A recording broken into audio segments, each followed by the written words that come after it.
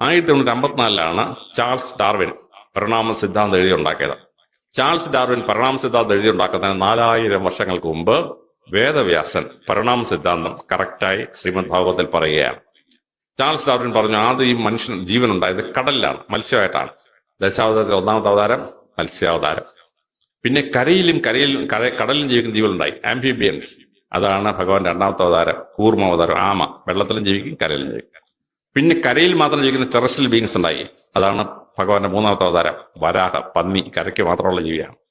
പിന്നെ മൃഗഭാവവും മനുഷ്യൻഭാവവും രൂപാന്തരപ്പെടാൻ തുടങ്ങി. കുരങ്ങൻ മനുഷ്യക്കുരങ്ങനായി, മനുഷ്യക്കുരങ്ങൻ പിന്നെ മനുഷ്യനായി. അതാണ് സിംഹവും മനുഷ്യനും ചേർന്ന നരസിംഹം. 16,000 കൊല്ലത്തിന് മനുഷ്യൻ ഷോർട്ട് സ്റ്റേച്ചർ 4 അടി പൊക്കം ഉണ്ടായിരുന്നുള്ളൂ. 16,000 കൊല്ലത്തിന് മനുഷ്യന്റെ DNA-യിൽ ഒരു മ്യൂട്ടേഷൻ ഉണ്ടായി. ആ മ്യൂട്ടേഷൻ ഉണ്ടാക്കിയപ്പോൾ അവൻ 6 അടി പൊക്കമുള്ള മനുഷ്യനായിട്ട് മാറി. ആഫ്രിക്കയിലെ പിഗ്മീസിനും ബാൻഡൂസിനും ഈ മ്യൂട്ടേഷൻ ഉണ്ടായില്ല. അവൻ ഇപ്പോഴും 4 അടി പൊക്കമുള്ളൂ. അപ്പൊ 4 അടി പൊക്കമുള്ള മനുഷ്യന്റെ കാലഘട്ടമാണ് വാമനൻ എന്ന് പറയുന്ന 4 അടി പൊക്കക്കാരൻ. അത് കഴിഞ്ഞ് മനുഷ്യൻ ഹണ്ടർ ഗ്യാദറായി, ആയുധം കൊണ്ട് ഇങ്ങനെ വീശി കാട്ടിൽ ജീവിക്കുന്ന കാട്ടാളനായ മനുഷ്യനുണ്ടായി. അതാണ് മുഴുവൻ വീശിക്കൊണ്ട് നടക്കുന്ന പരശുരാമൻ. അത് കഴിഞ്ഞ് മനുഷ്യൻ ഒരു സ്ഥലത്ത് താമസിച്ച് പട്ടണങ്ങൾ ഉണ്ടാക്കി ജീവിക്കാൻ തുടങ്ങി. അതാണ് പട്ടണത്തിലെ രാജാവായ ശ്രീരാമചന്ദ്ര ഭഗവാന്റെ കാലഘട്ടം. നിങ്ങൾ എന്തൊരു വിടലാണ് എൻ്റെ ബാബുവേട്ടാ. ഒന്നുമില്ലെങ്കിൽ നിങ്ങളൊരു സംസ്ഥാനത്തിൻ്റെ DGP ഒക്കെ ആയിരുന്ന ആളല്ലേ എൻ്റെ സാറേ. ഇങ്ങനെ തള്ളാൻ പാടുണ്ട. എന്തൊരു വിടലാണ് ഇങ്ങനെ വിടുന്നത്. അതായത് പരിണാമം ഭാഗവതത്തിൽ ഉണ്ടായിരുന്നു എന്ന് കാണിക്കാൻ വേണ്ടിയിട്ട് നിങ്ങൾ തള്ളുമ്പോൾ നമുക്ക് പരിണാമത്തിൻ്റെ ABCD പോലും അറിയില്ല എന്നുള്ളതാണ് നമ്മൾ അതിന് മനസ്സിലാക്കുന്നത്. അതായത് ഭൂമിയിൽ ആദ്യമായിട്ട് ജീവൻ ഉണ്ടായത് കടലിലാണെന്ന് പറയുന്നതാണ് പരിണാമം. ചാൾസ് ഡാർവിൻ പരിണാമം എഴുതിയപ്പോൾ എഴുതി വെച്ചു ഭൂമിയിൽ ആദ്യമായിട്ട് ജീവൻ കടലിലുണ്ടായിരുന്നു. ഈ ഭൂമിയിൽ ആദ്യമായിട്ട് ജീവൻ ഉണ്ടായ കാര്യം പറയുന്നത് പരിണാമത്തിലേ അല്ല, അത് വേറെ വിഷയമാണ്. അത് കെമിസ്ട്രിയാണ്. ഈ ജീവൻ എങ്ങനെ ഉണ്ടായി എന്നുള്ളത് ജീവൻ്റെ ഉത്ഭവം എന്ന് പറയുന്നത് കെമിസ്ട്രിയിലുള്ളൊരു വിഷയമാണ്. പരിണാമം എന്ന് പറഞ്ഞാൽ ബയോളജിയിലുള്ളൊരു വിഷയമാണ്. അതെന്താണ് പറയുന്നത്, അത് ഉണ്ടായ ജീവൻ എങ്ങനെ പരിണമിച്ച് വ്യത്യസ്ത ജീവികൾ ഭൂമുഖത്ത് വ്യത്യസ്ത രൂപത്തിലുള്ള ജീവികൾ ഉണ്ടായിന്ന്.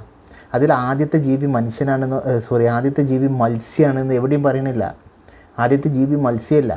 ആദ്യത്തെ ജീവൻ്റെ രൂപം എന്ന് പറഞ്ഞാൽ അത് പ്രൈമോഡിയൽ സൂപ്പിലുണ്ടാവുന്ന ഒരു രൂപം എന്ന് പറഞ്ഞാൽ അത് ഒരു ഏകകോശത്തിലുള്ളൊരു രൂപമാണ്. അത് കഴിഞ്ഞതിന് ശേഷം ബഹുകോശ ജീവികളുണ്ടായി, സൈനോബാക്ടീരിയ ഉണ്ടായി. അങ്ങനെ കോടാനുകോടി വർഷങ്ങൾ കഴിഞ്ഞതിന് ശേഷമാണ് ആദ്യത്തെ ഒരു മൾട്ടി സെല്ലുലാർ ഓർഗാനിസം തന്നെ ഉണ്ടാകുന്നത്. അതും കഴിഞ്ഞ് എത്രയോ കഴിഞ്ഞതിന് ശേഷമാണ് ഈ മത്സ്യമൊക്കെ ഉണ്ടാകുന്നത്.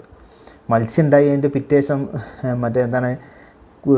കൂർമ്മം, അതായത് ആംഫിബിയൻസ്. അങ്ങനെയൊന്നുമില്ല, പരിണാമത്തിൻ്റെ സ്ട്രക്ചറേ അങ്ങനെയല്ല. ഇനി ഭാഗവതം എടുത്ത് നോക്കുക. ഭാഗവതത്തിൽ ഈ വിഷ്ണു എപ്പോഴാണ് അവതരിക്കുന്നത്? മനുഷ്യന്മാരൊക്കെ ഉണ്ടായി, ഭൂമി ഉണ്ടായി, ഭൂമിയിൽ ജീവിതമൊക്കെ ആരംഭിച്ചതിന് ശേഷമാണ് ഈ ഭാഗവതത്തിൽ ഉള്ള കഥ സംഭവിക്കുന്നത്.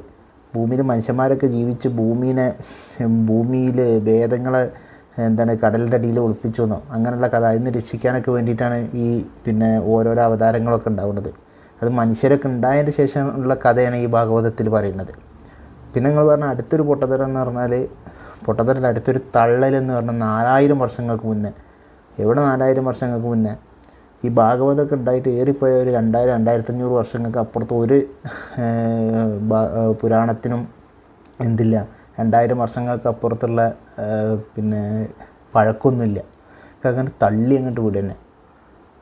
പിന്നെന്താ വേറൊരു വിടലയിൽ കിട്ടുക, 16,000 വർഷങ്ങൾക്ക് മുന്നേ മനുഷ്യരൊക്കെ പുള്ളന്മാരായിരുന്നു. പെട്ടെന്നൊരു മ്യൂട്ടേഷൻ സംഭവിച്ചിട്ട് നമുക്ക് പരിണാമത്തിൻ്റെ ഒരു ABCD അറിയില്ലേ. അങ്ങനെ ഒരു ദിവസം മ്യൂട്ടേഷൻ സംഭവിച്ചതിന് പിറ്റേന്ന് 6 അടി ഇതുള്ള ജീവിയൊക്കെ ആയതാണ്. തള്ളുമ്പോൾ ഒരു മയത്ത് തള്ളണ്ടേ. ഈ പ്രമുഖ സാറിനുള്ളൊരു പ്രത്യേകത എന്താ വെച്ചാൽ, ഇസ്ലാമിസ്റ്റുകൾ നടത്തുന്ന പരിപാടിക്ക് പോയാൽ അവിടെ ഇസ്ലാമിനാണ്ട് പൊക്കിയടിക്കും. ഹിന്ദുക്കൾ നടത്തുന്ന പരിപാടിക്ക് പോയാൽ അവിടെ ഹിന്ദുക്കളുണ്ട് ഭാഗവതം, പുരാണം, ഭഗവത്ഗീത മറച്ചതെന്നൊക്കെ പറഞ്ഞാൽ അതങ്ങോട്ട് പൊക്കിയടിക്കും. ഇനി ക്രിസ്ത്യാനിറ്റീൻ്റെ പരിപാടി പോയാൽ അവിടെ കണ്ട് പൊക്കിയടിക്കും. അങ്ങോട്ട് തള്ളു തന്നെ, ഇരുന്ന് തള്ളിനൊരു പരിധിയില്ലാത്ത തള്ളലാണ് തള്ളുന്നത്. വല്ലാത്തൊരു കഥ തന്നെ.